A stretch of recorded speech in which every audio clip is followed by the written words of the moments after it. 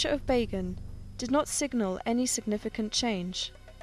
His successor, Yitzhak Shamir, was a graduate in the same school of thought, hardline Zionism.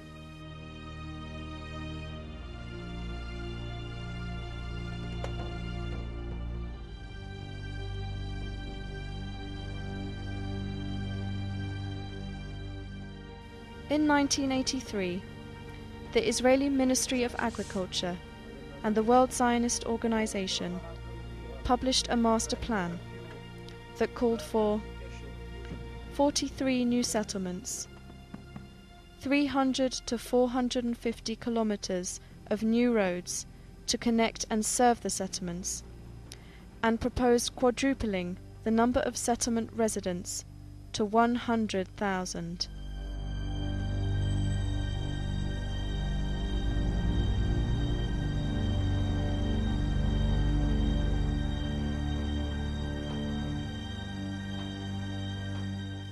The successive Labour government, headed by Shimon Peres, continued building settlements. Settlement building is not the policy of the left or the right. It's the policy of Israel, no matter who is in office. One after the other, each and every Israeli Prime Minister since 1967, with no exceptions, contributed to the building up of settlements. Benjamin Netanyahu shocked the Palestinians when he decided to appropriate one of the most beautiful hills of the land for the settlement of Har Humar. This was the strongest signal to the Palestinians that Oslo was not working. Oslo did not manage to dismantle a single settlement. To the contrary, Israel was taking more Palestinian land.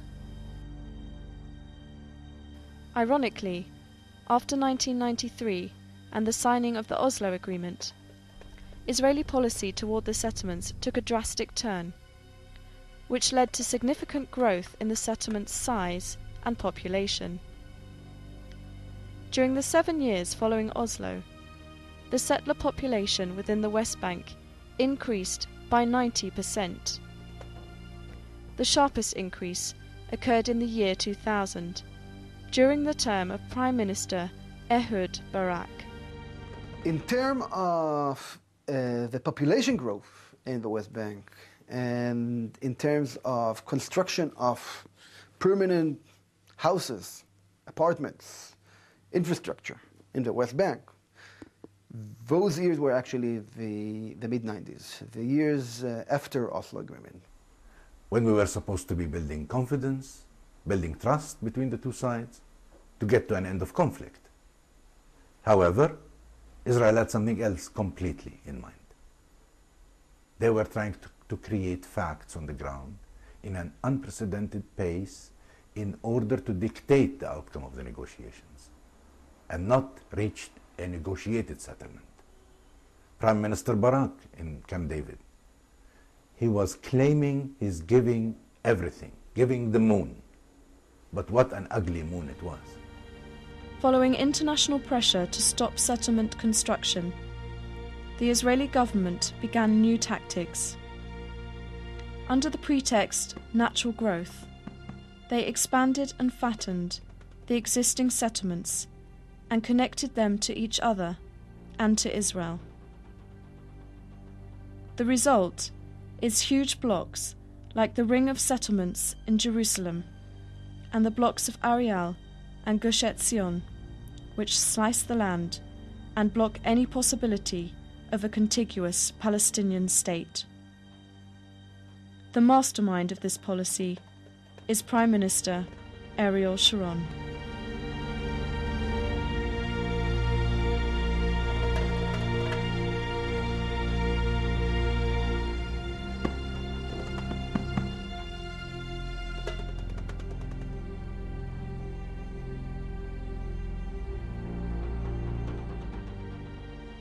The Israeli settlements started looking like a permanent occupation to the Palestinians.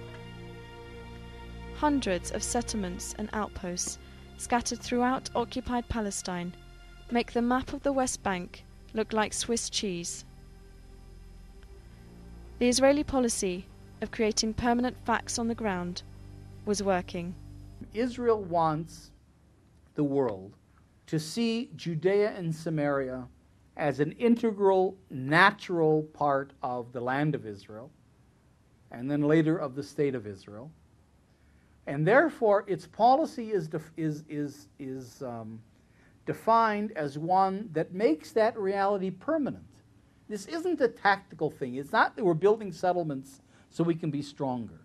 We're building settlements as permanent extensions of our cities. Ariel is an extension of Tel Aviv. Ma'ale Adumim is an extension of Jerusalem. These settlements, along with their bypass road network and security zones, occupy about 42% of the land designated for the future Palestinian state. New road construction throughout the world generally means growth and better accessibility. In contrast, roads between settlements can only be travelled by settlers. For Palestinians to drive on these roads, they must obtain special permits, which are extremely hard to get. The basic human right of freedom of movement within one's own country has been taken away from the majority of Palestinians and considered a privilege for a select few. Here's where the highway system feeds in and the whole infrastructure, because you create a landscape in which, you're in Ma'ale Adumim, in the middle of the West Bank. Well, but with a beautiful highway, you can go to Ma'ale Adumim, you can go home and back, you work in Jerusalem, home and back in 15 minutes, with a beautiful highway, never encounter an Arab, never, God forbid, you never go through an Arab village or neighborhood or anything else. You stay completely in a Jewish-Israeli environment. So you come from Jewish Jerusalem, you go down the beautiful Jewish highway, through a Jewish landscape of the land of Israel, which is all idyllic because you don't see Arabs. You get into your Jewish dormitory suburb, go to your Jewish swimming pool at the end of the day, and everything is normal. It's banal. It's not an issue. It's not political at all. The locations of settlements are chosen carefully. Most are located on the tops of hills and between Palestinian towns and villages. The majority of these settlements have no proper sewage system, leaving their wastewater to run through Palestinian agricultural land, causing great damage to the people and to the environment.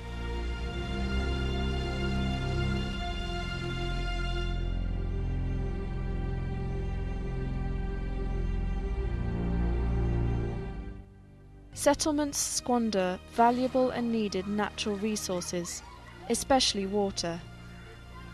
Water is an essential commodity in Palestine. The average consumption per capita in Palestine, in West Bank actually, 140 cubic meter per capita a year, while the average consumption for settlers about 600 cubic meter per capita a year for all purposes.